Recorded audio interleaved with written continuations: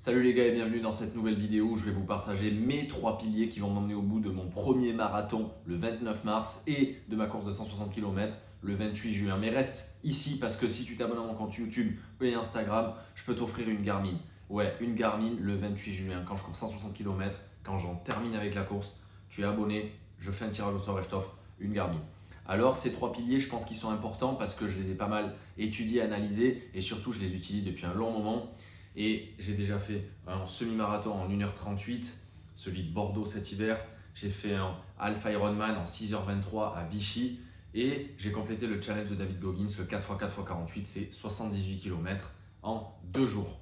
Donc, tout de suite, on va plonger au cœur du premier pilier. C'est parti.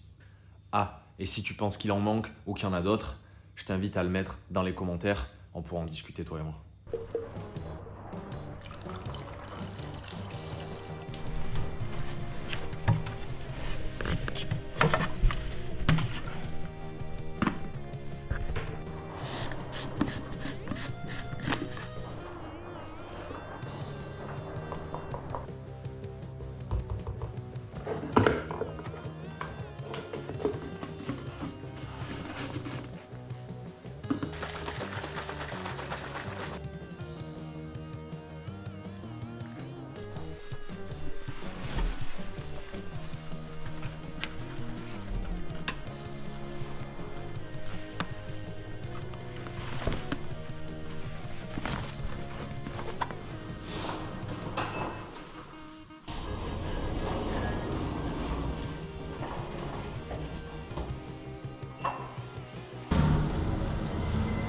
Salut les gars, bienvenue dans cette nouvelle vidéo.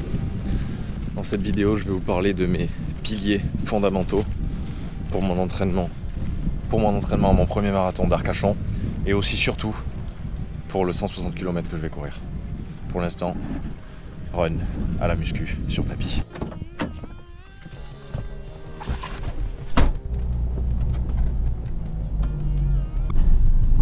Déjà pour bien tout mettre dans son contexte, pour cette préparation de marathon et du 160 km, j'ai investi dans un coach.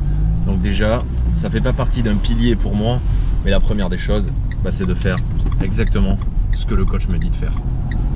En fait, le premier pilier qui va être hyper important pour réussir cette prépa marathon et 160 km, c'est simple. C'est que les jours faciles que le coach me donne, il faut vraiment qu'ils soient faciles. Et pour qu'ils soient vraiment faciles, je les calcule avec plusieurs choses.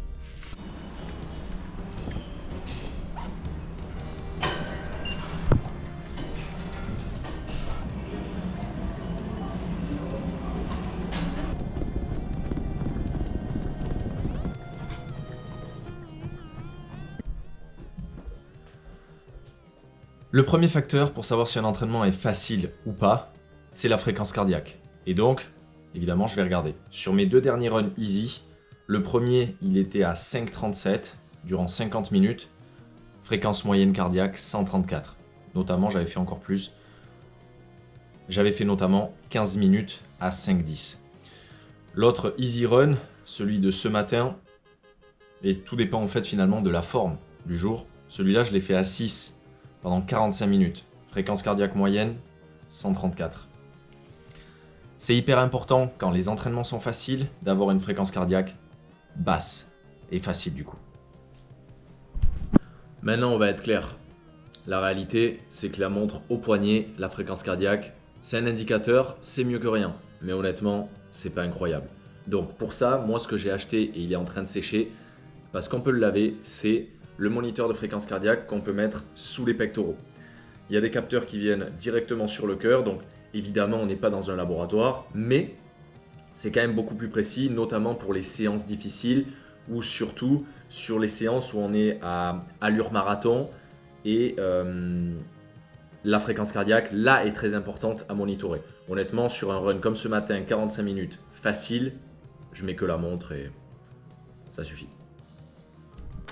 Un deuxième facteur qui démontre que l'entraînement est facile, c'est évidemment l'aptitude à tenir une conversation comme je le fais là, sans avoir à s'arrêter toutes les 2 secondes, en maîtrisant son souffle.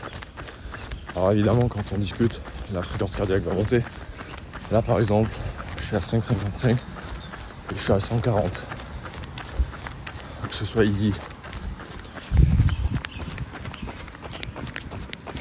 Là, je suis en train de monter la vidéo que tu es en train de regarder. Et du coup, le facteur numéro 3, c'est le RPE. Le coach sur les runs easy m'a dit RPE 3 sur 10. RPE, c'est quoi? C'est la sensation que l'on a de difficulté sur 10, de 1 à 10. Et il m'a dit que les easy runs, honnêtement, à partir du moment où tu vas à 4 sur 10, pour lui, c'est pas un easy run. Easy run, c'est 1, 2 ou 3.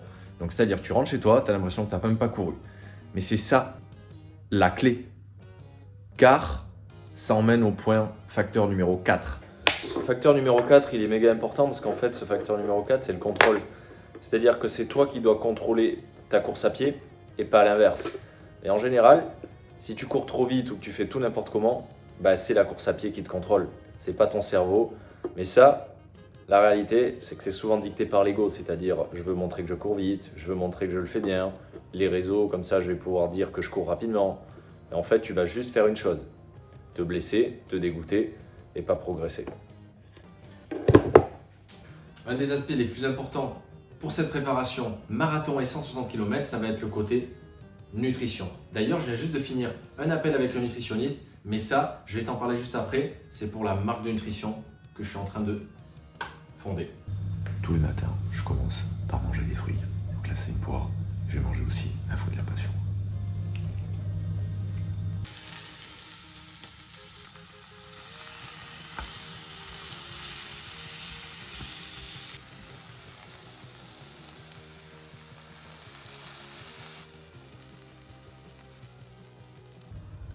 Le repas de ce midi est prêt.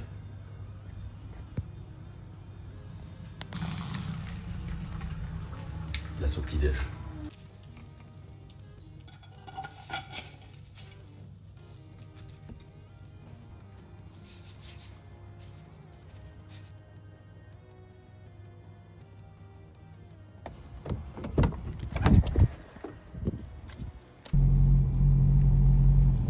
La nutrition, pour moi, la partie la plus sous-évaluée par les sportifs est l'une des plus importantes parce qu'elle va servir de récupération pour le corps, pour les muscles et surtout aussi de fuel et de carburant, que ce soit avant les efforts, pendant les efforts ou même après.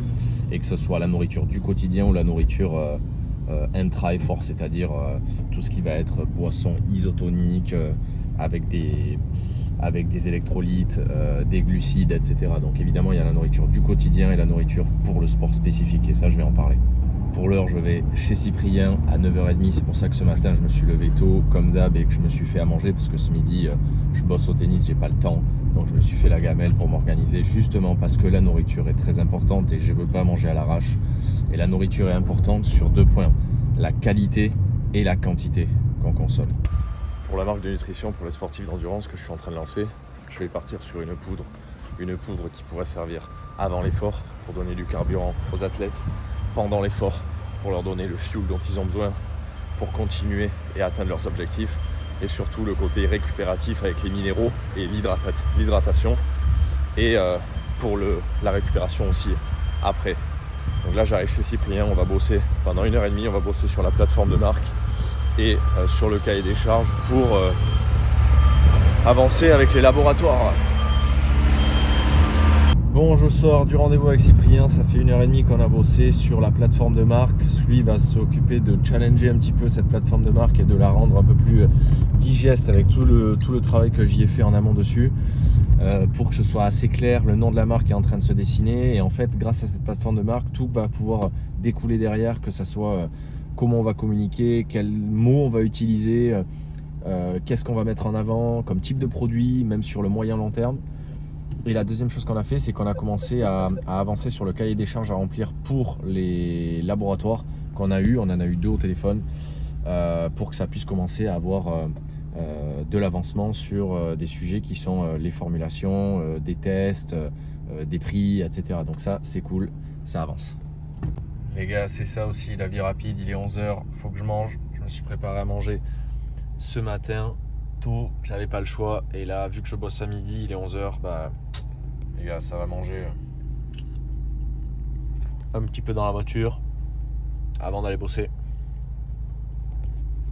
Pour revenir sur le pilier de la nutrition, il y a la nutrition au quotidien et il y a la nutrition durant les entraînements. La nutrition avant l'entraînement et la nutrition après l'entraînement. Moi, ce que j'utilise en général pendant les entraînements très difficiles ou les compétitions ou les défis, par exemple, celle-ci, c'est du Morten. C'est une boisson ISO, c'est-à-dire que c'est une boisson d'effort où dedans, il y a 40 g de glucides et 525 mg de sel, de sodium. Le sodium, c'est la chose que l'on perd en priorité quand on a de la sudation et qu'on transpire. C'est le truc prioritaire à devoir se recharger. Et donc ça, 525 mg de sel, c'est les minéraux pour éviter la déshydratation. C'est trop important. Et ça se prend vraiment pendant les efforts. Et 40 g de glucides, c'est le carburant qu'on injecte dans le moteur. Et ça, la Native Whey, c'est de la whey. J'en prends pas tout le temps honnêtement en ce moment, mais ça peut m'arriver d'en prendre 2 scoops. Ça fera, je sais plus, ça fait 30 g de prot les 2 scoops. Et la protéine aide à récupérer les muscles. C'est ce qui d'ailleurs les fait aussi grossir et aide aussi à la récupération. Donc ça, c'est maxi important.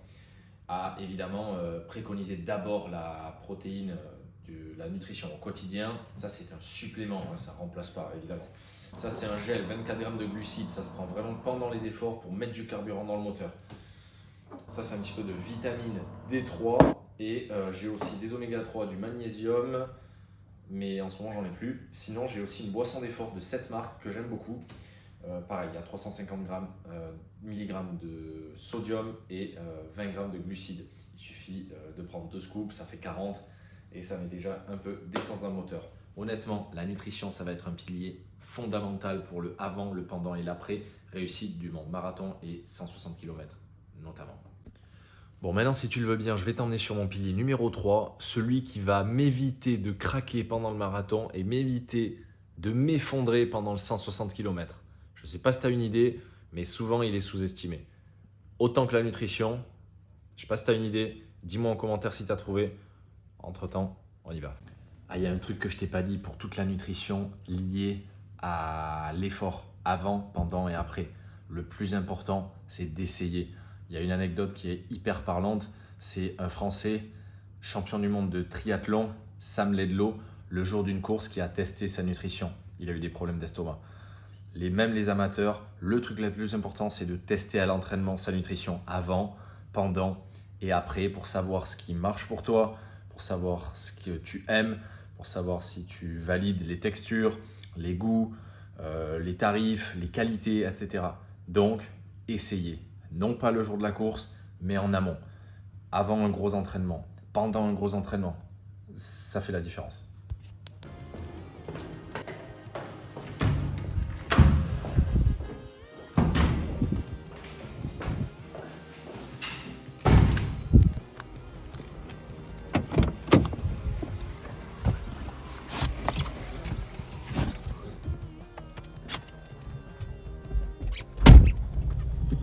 Eh oui, tu l'as sûrement deviné, je vais à la salle. Je vais t'emmener faire une séance de renforcement parce que c'est pas important, c'est primordial. Bon, du coup, pour cette séance de renforcement qui est mon pilier numéro 3 et mon dernier, j'ai fait une séance de haut du corps avec des tractions du dos principalement et surtout pour le bas du corps. J'ai pas trop forcé, mais j'ai mis en avant du renforcement pour les mollets, c'est méga important apparemment, on me l'a dit aussi, pour éviter de flancher sur le marathon avec des allures assez rapides dans les derniers kilomètres avec de la fatigue sur les mollets parce qu'ils ne sont pas assez entraînés. Et j'ai fait aussi du leg curl, ça c'est pour les ischios, le renforcement des ischios. Et j'enchaînais ensuite avec 1 minute de chaise et 5 squats jump. Donc c'était correct, c'est bien. C'est une séance sympa, je ne me suis pas défoncé le bas du corps parce que j'avais déjà fait une séance assez difficile il y a un petit moment. Mais c'est toujours important et ça prévient aussi surtout les blessures. D'ailleurs, tout à l'heure, je parlais de la prot. Ben là, justement, je vais m'en faire un petit shaker tranquillement. C'était une vidéo sur les 3 piliers pour que je puisse accomplir mon marathon de 160 km. En attendant, on se retrouve dans une prochaine vidéo. Ciao les mecs.